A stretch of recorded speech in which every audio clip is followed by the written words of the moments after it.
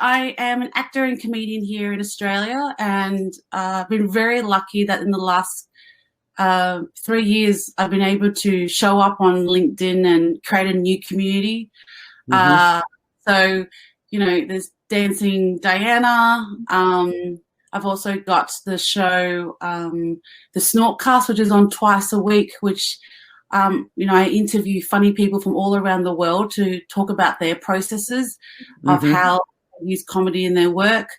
And yeah, since the comedy festival was cancelled in March, I've been able to pivot my speaking gigs to online, and it's just been really amazing. Like the last 2 months, I probably have had about 8 speaking gigs. And this Monday, I'm speaking at a London conference about being joyful. Hmm. If you didn't know, I did a TED talk about joy. And that TED talk has led to so many speaking gigs. It's been so amazing. I highly recommend anyone who wants more speaking gigs to do a TED talk. And I'm also emceeing a leadership conference for 5 days. It's from the US, but it's a global conference. It's called leaderweek2020.com. Hmm. It's free. If you want to pivot, you want to adapt, you want to learn from awesome leadership, presenters, human beings, definitely highly recommend. So I'll be going live on LinkedIn Live for the conference, and then that's been my year. That's just been my year this year, Bruce. Yeah. Well, so if for those of you that don't follow Diana, I would highly recommend hashtag Dancing Diana. And the other hashtag you mentioned was Joy, Joy, Fool, Fool, right? Rather than joyful. It's joyful because Diana is pretty good at playing the fool. And that's what I love about her.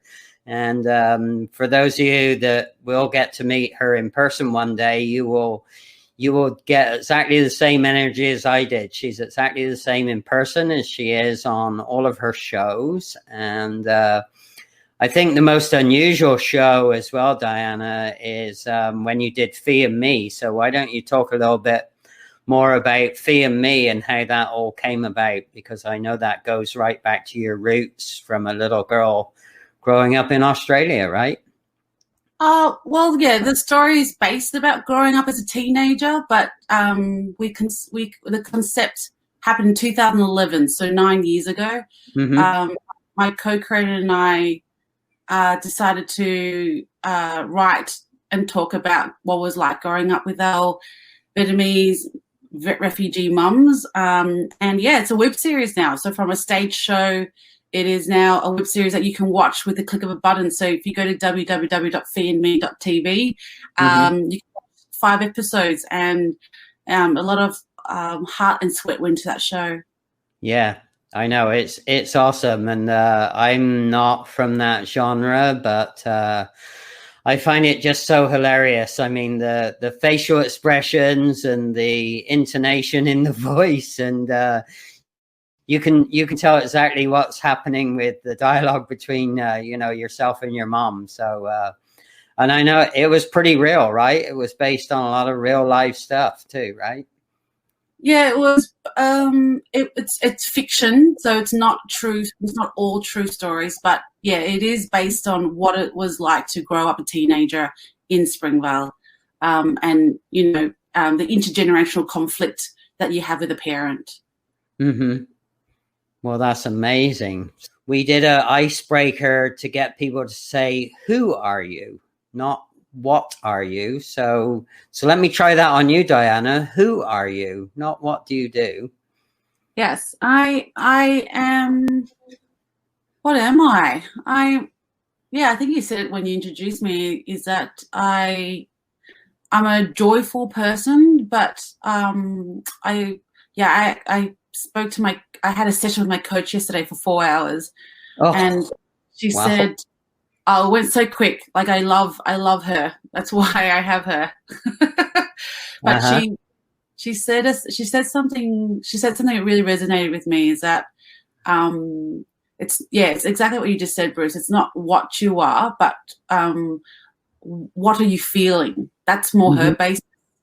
Right. So, you know, what I'm feeling right now is that I am a joyful, but you know, with this pandemic and, you know, we, particularly here in Melbourne, we are in a restricted lockdown. So we're not allowed to venture out of our radius, out of our bubble.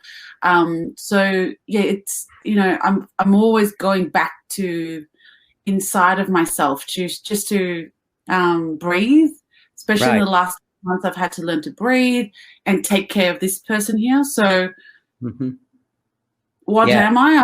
I'm a joyful person, going with the tide.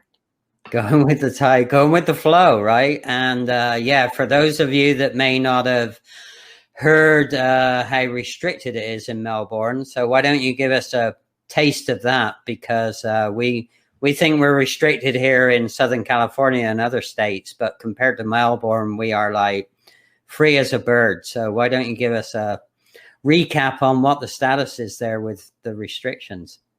Well, I was actually surprised how restricted you are in South California. I thought everyone was free flowing and going out.